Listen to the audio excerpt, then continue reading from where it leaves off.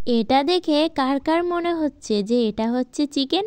অবশ্যই কমেন্ট করে জানাবেন। নমস্কার বন্ধুরা, জয়ের রান্নাঘরে সবাইকে আমন্ত্রণ জানিয়ে আজ একটা দুর্দান্ত ফুলকপির রেসিপি নিয়ে চলে আসলাম। আসলে কি জানেন, শীতের দিনে যেমন মনটা বেশি খাবো খাবো করে, তেমনি কিন্তু বাজারে গেলে সবজির কোনো শেষ নেই। এগুলো খেতে যে এত মজা লাগে, সত্যি শীতের সিজনে খেয়ে দিয়ে কিন্তু বেশি মজা পাওয়া যায়। এবার চলুন তাহলে কথা না বলে মূল রেসিপিতে চলে যাই। আমি এখানে 8 পিস ফুলকপি নিয়েছি, আর এই ফুলকপির ভিতরে একটু লবণ হলুদ দিয়ে এটাকে খুব ভালো করে সেদ্ধ করে নিয়েছি। আপনারাও এভাবে সেদ্ধ করে নেবেন। এবার এখানে আমি একটা মশলা তৈরি করে নিচ্ছি। এখানে আমি দিয়েছি পেঁয়াজ বাটা, রসুন বাটা, জিরা বাটা, ধনিয়া বাটা আর গরম মশলা বাটা। আপনারা চাইলে আদা বাটাও দিতে পারেন। আর দিয়ে দেব লবণ হলুদ আর শুকনো ঝালের গুঁড়ো। আসলে আমি না আজ কেএফসি স্টাইলে এই ফুলকপির ফ্রাইটা করব। ঠিক যেমন আপনারা চিকেন ফ্রাই খান ঘরোয়া মশলাতে, আমিও ঠিক ঘরোয়া মশলা দিয়েই একদম কেএফসি স্টাইলে, এক কথায় রেস্টুরেন্ট স্টাইলে আজ আমি ফুলকপির ফ্রাই করব, যেটাকে আমরা বাংলা কথায় ফুলকপির পকোড়া বলি। এবার আমি মশলা দিয়ে ম্যারিনেট করে রেখে দিয়েছিলাম। এবার এখানে আমি এই এক একটা করে ফুলকপি এই ডিমের ভিতরে চুবিয়ে নিয়ে এখানে আমি ব্রেড ক্রাম্ব কিন্তু ব্যবহার না করে আমি এখানে টোচের গুঁড়া ব্যবহার করেছি।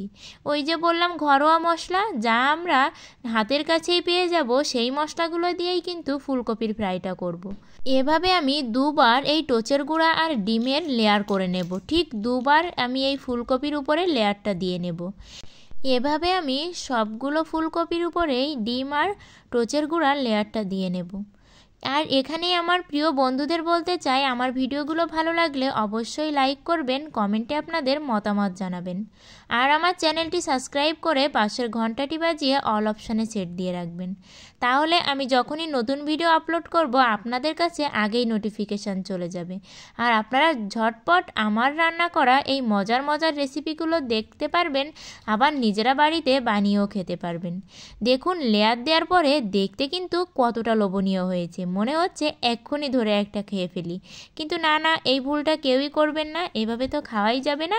এবার চলুন তাহলে চলে যাই চুলাতে গিয়ে এগুলো খুব মুচমুচে লাল লাল করে ভাজি করে নিতে হবে। চুলাতে কড়াই বসিয়ে আমি একটু বেশি পরিমাণেই তেল দিয়ে দিলাম। এটা একটু ডুবো তেলে ভাজি করলেই ভালো হয়, তবে তেলের যা দাম অত তেল দিয়ে লাভও নেই, তাই আমি একটু পরিমাণ মতোই তেলটা দিয়ে দিলাম। এবার একে একে আমি সবগুলো ফুলকপি এর ভিতর দিয়ে খুব সুন্দর করে এপাশ ওপাশ করে লাল লাল করে ভাজি করে নেব। শীতের সিজনে যতই তরকারি উঠুক না কেন, এই একঘেয়েমি তরকারি খেতে খেতে কিন্তু মানুষের ভিতরে আর ভালোই লাগে না। তাই যদি এরকম ভিন্ন স্টাইলে ভিন্নভাবে যদি খাবারগুলো খাওয়া যায়, তাহলে বলুন তো কেমন হয়? সবার মনের ইচ্ছাও পূরণ হবে, আবার একঘেয়েমি খাবার থেকেও আমরা রেহাই পাবো।